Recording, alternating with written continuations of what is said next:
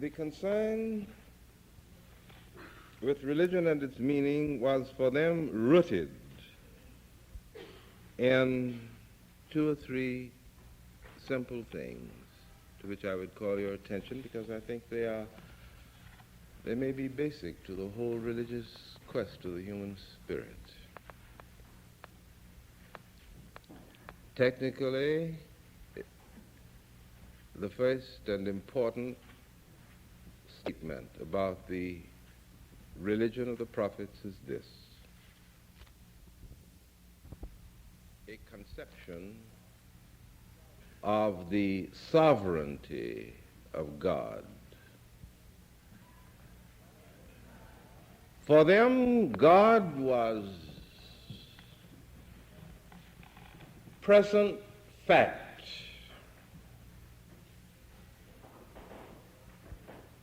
In their experience, God represented for them righteous will. God was personal.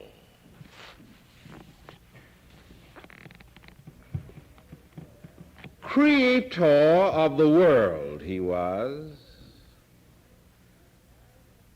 And as righteous will, bear in mind now the basic ideas, the sovereignty of God. That's the hook on which they hung all this. That God as righteous will expressed that will in a series of mighty events.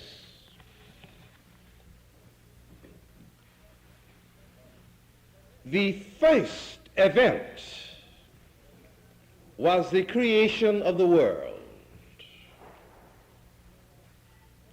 So that all through the prophetic literature, there is a sense of the movement of the first chapter of Genesis. In the beginning, God created the heavens and the earth. Righteous will, self-conscious, therefore, you see, expressing himself in a series of events, one of which was the creation of the world. And in the creating of the world, time also was created. And the stage was set then for a series of other events connected one with the other.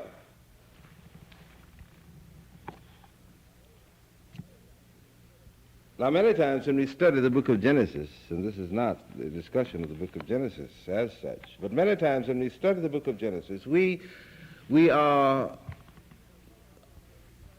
puzzled because we try to make of the book of Genesis a treatment of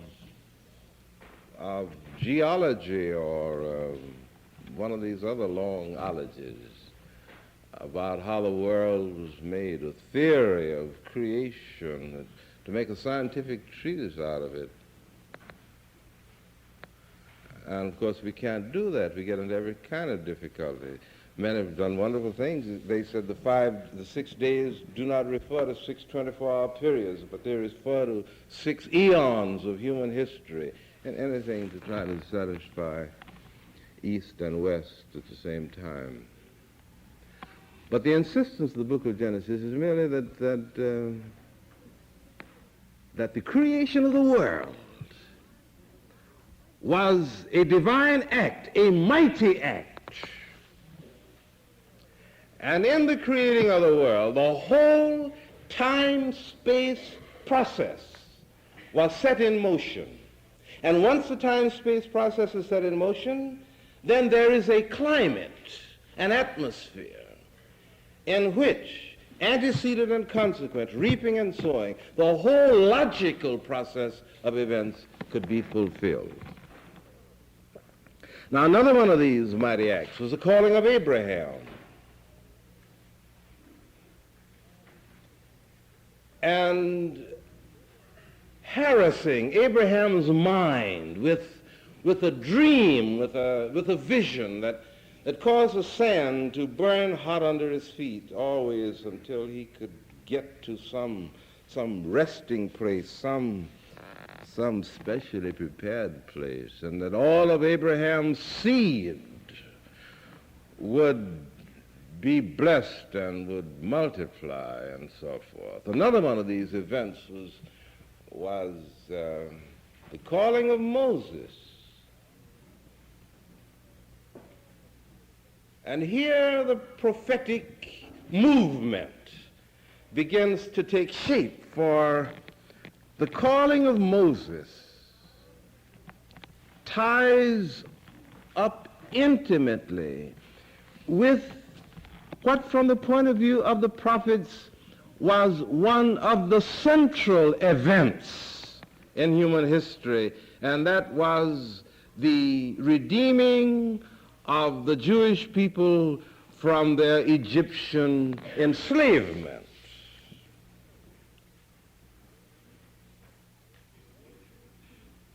Moses, inspired by this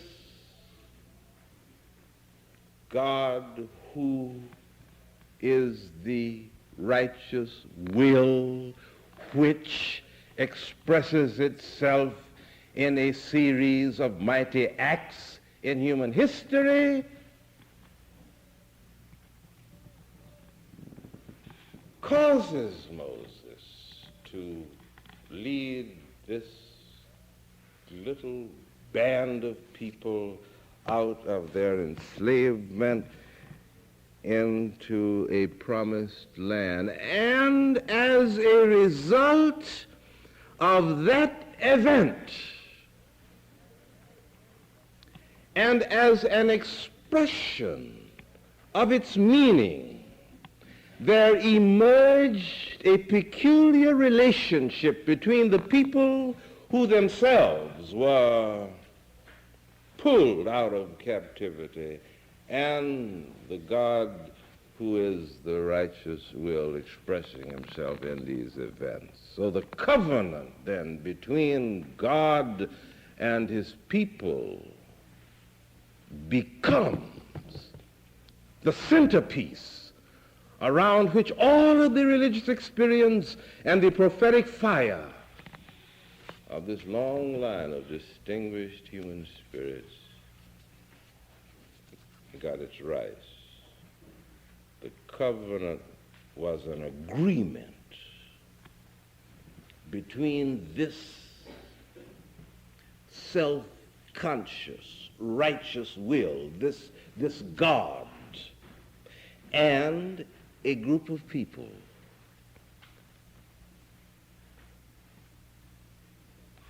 If you're true to the covenant,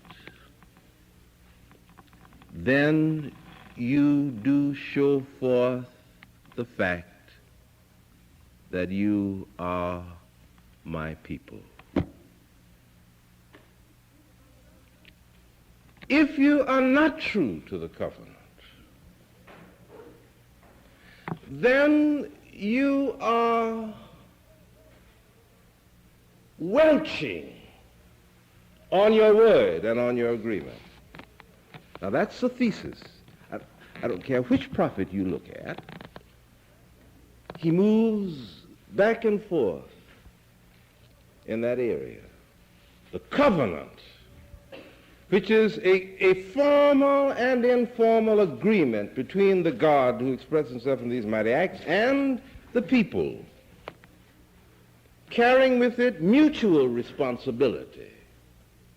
I will be your people, and you will be my people. I will be your God.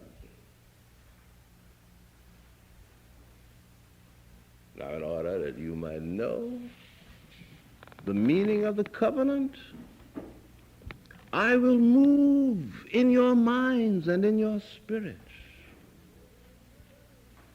so that there will emerge in you a guide that will protect you. Pillar of fire by night, pillar of cloud by day, the external expression of that. There will turn up in your midst people who will guide you, lead you, a whole succession of people. Now,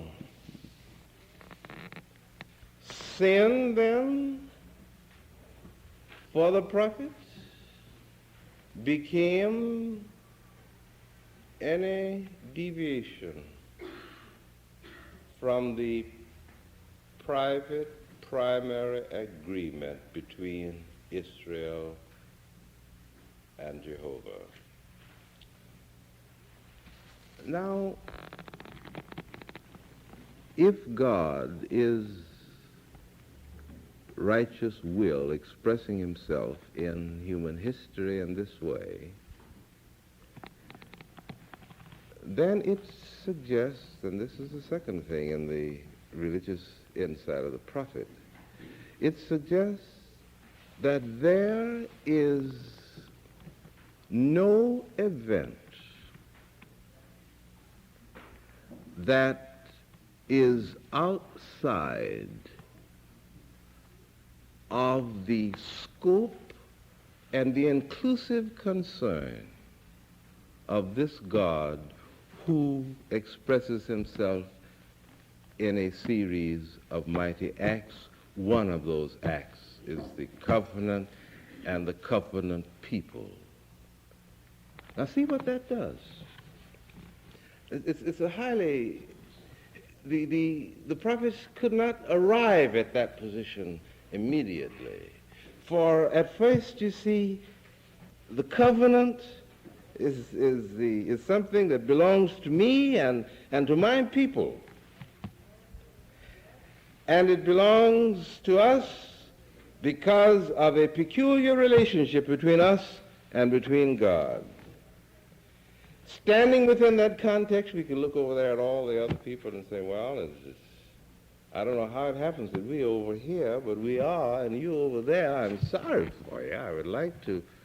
I wish somehow you could be included with us, but you can't be. And we all like that, don't we? We like to feel that in some way we're peculiar. That the thing that we enjoy because of this advantage or that advantage or this gift or this whatever it may be is ours in some exclusive sense. And the human spirit has never been able to solve that conflict, the conflict that arises between this deep conviction that few there be in all the world who rate being saved, for instance, on the one hand, and on the other hand, the deeply lying conviction that is just as insistent that if behind this fence there is any meaning, it must be a meaning that also includes the other side of the fence. So between those 2 points, we are squeezed back and forth, and Israel was no exception. Now, if we are God's people, you see, and the covenant is in some peculiar sense our covenant, our relationship with God, then our responsibility only is within this compound, within this context. And we can't possibly have any responsibility for people outside. So all the Deuteronomic codes, the laws, first loving your neighbor as you love yourself, loving your neighbor meant your neighbor over on this side. No, not over here, but over on this side. Let your land lie fallow for 7 years, and then you free all the slaves. And if anybody comes during that period, if anybody comes who's hungry, you feed him. If he needs, you give it to him. All on this side. And be true to the covenant. And we've never been able to get rid of that in human history, have we? I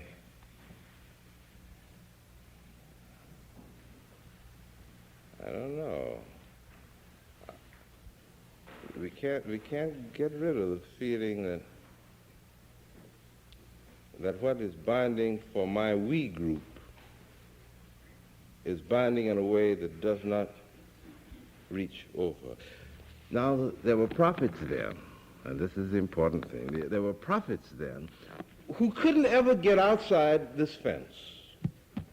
And they felt, if you read certain words of Amos, for instance, even though he was very revolutionary in some other ways, read certain words of Jeremiah, certain words of Hosea. Even Hosea pushes the boundary out in another direction. Any of the prophets, practically, you see that there's a big movement in their minds and spirits that resisted any insistence that what is discovered over on this side in the covenant relationship with Israel, with God, is ultimately significant for Israel only if it be significant for the rest of the world. So, the movement catches up with us in the development of the Christian church. So the Christian church becomes what? In the New Testament, the Christian church becomes the group of people with whom this God, who expresses himself in self-conscious acts of will, in mighty events in human history, with whom this God has a peculiar relationship, so that in the New Testament development, the church takes the place of Israel. In the Old Testament with the prophets, Israel has this covenant with God. So the Apostle Paul talks of what? A new covenant. What's he talking about? What's he mean? That God now has a relationship with a new group of people, namely the church, which relationship transcends this old relationship that he has with these old people. So that the church then becomes the battleground for the same kind of struggle between exclusiveness and inclusiveness that we experience in the Old Testament and the prophets in Israel. So, how does this express itself then? I remember when I was a boy, maybe you will remember too, when you was something else. How in my community, a man died, and he was not a member of the church, and the minister of the church said, well, we can't bury you from the church. We can't bury you from the church because you died out of Christ. Now you should be buried, but not from the church.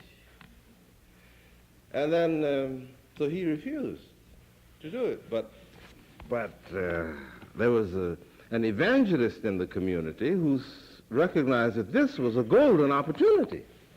So he volunteered to take the sermon for this man. And when all the people gathered together and at the church, and he preached the funeral, he preached the man into hell. And he called attention to the fact that this is an object lesson.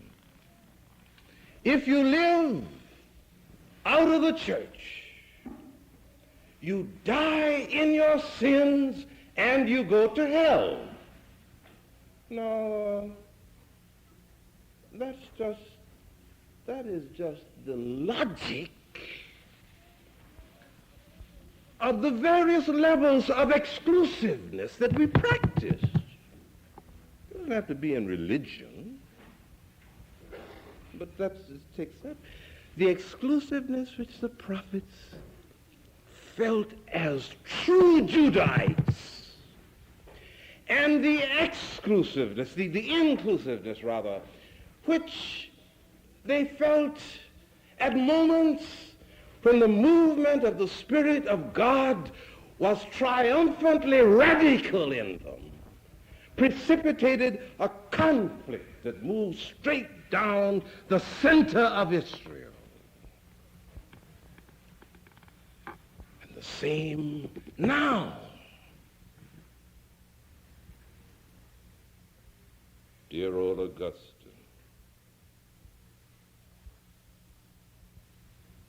with that mighty mind of his,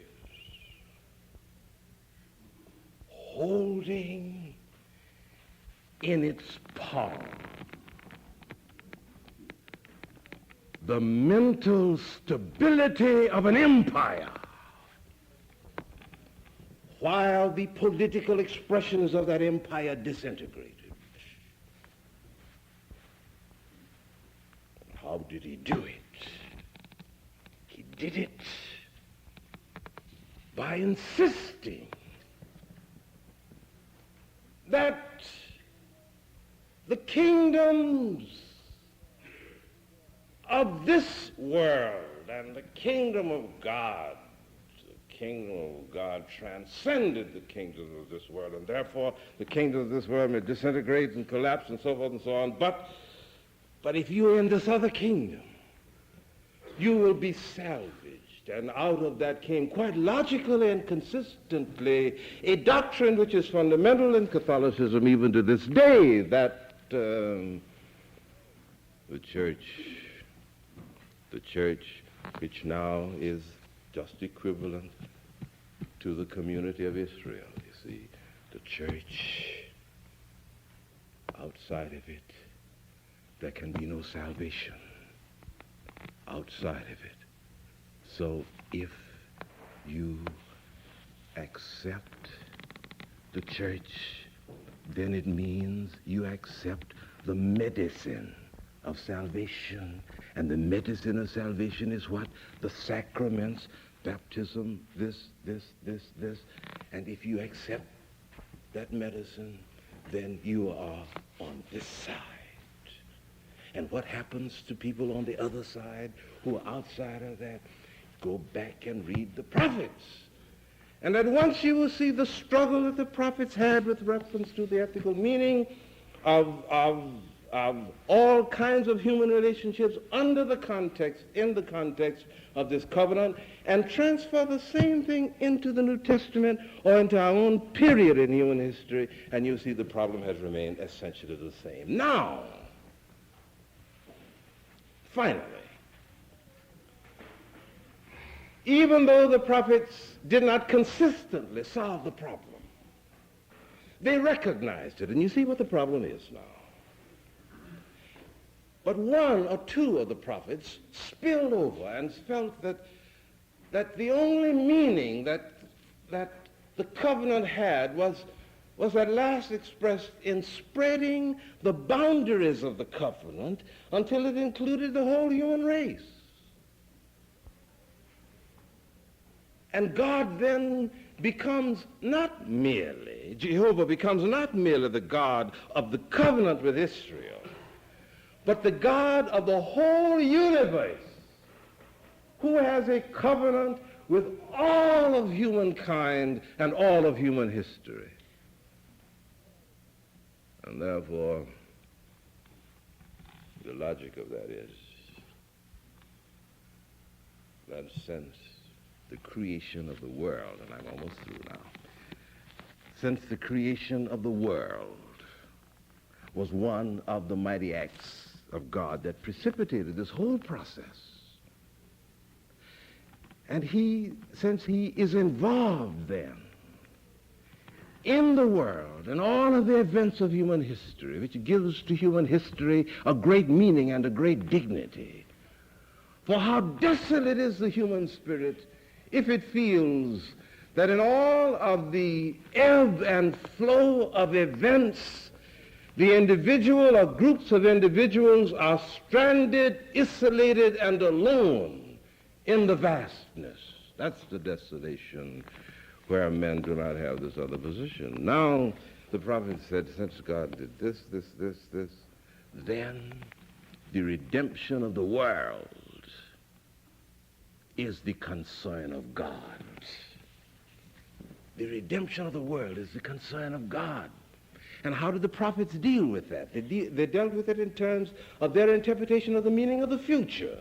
And what is the meaning of the future? The meaning of the future expresses itself in terms of the remnant. So all the people may be apostate, but not quite all. There's always a remnant left on the basis of which the one who precipitated these mighty events in human history can fasten his dream upon their minds, and they'll build again.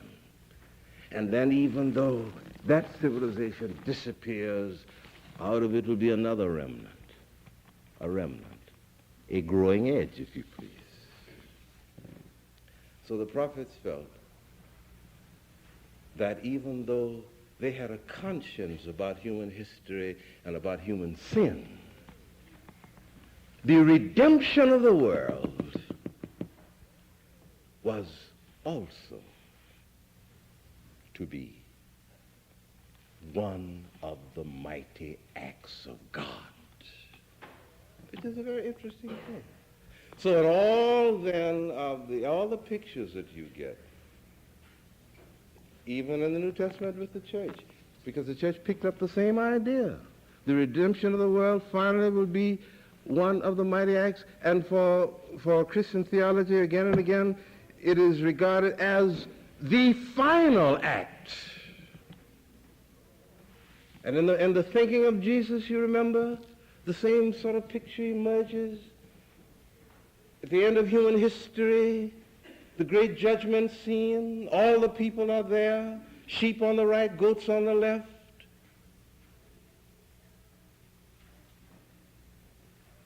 The ultimate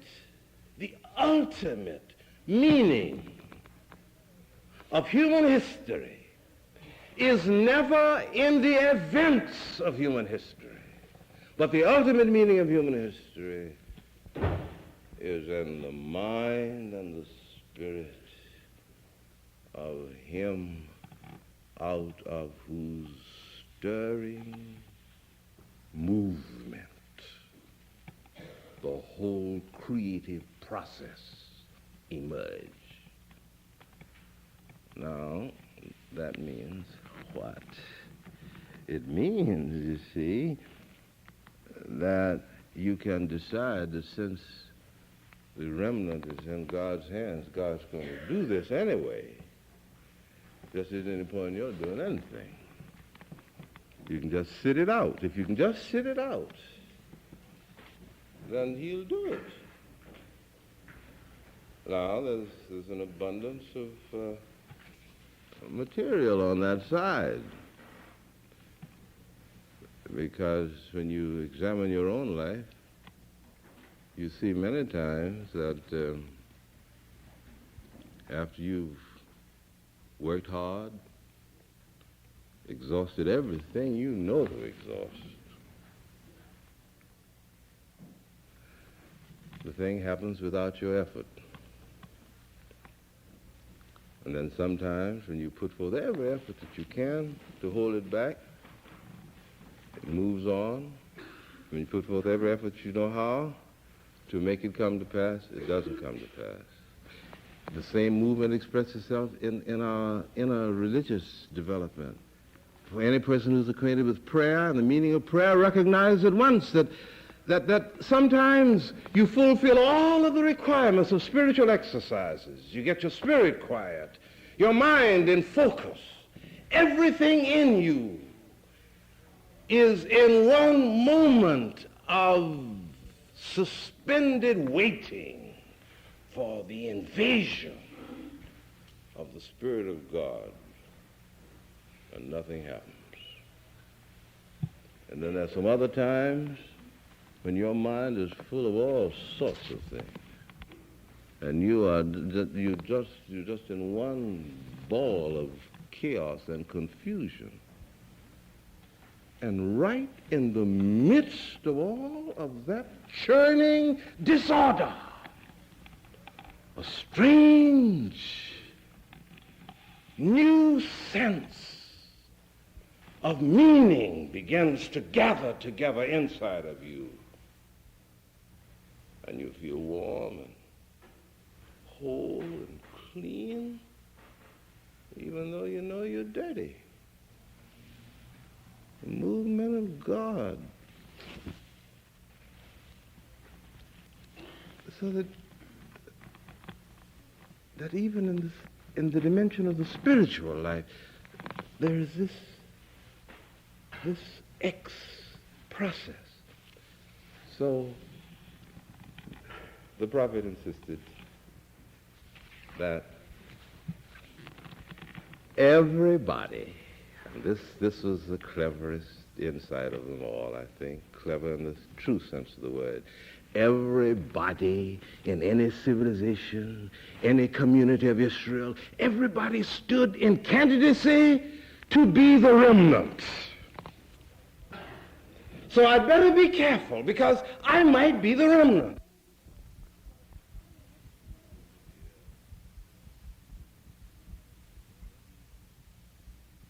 Because who knows, I might be the one, the fruit of whose womb will be the creative remnant, the Messiah.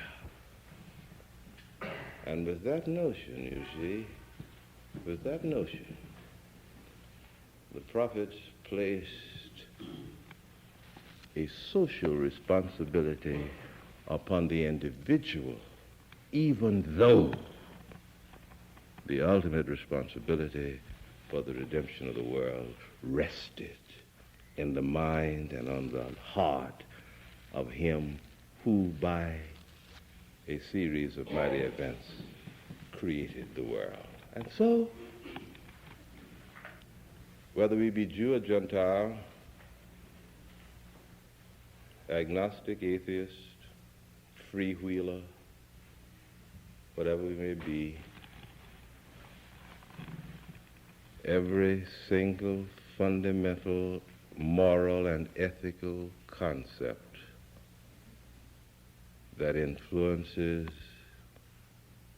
the thinking and the overtones of Western culture and civilization find somewhere within the restless minds of the prophets the stream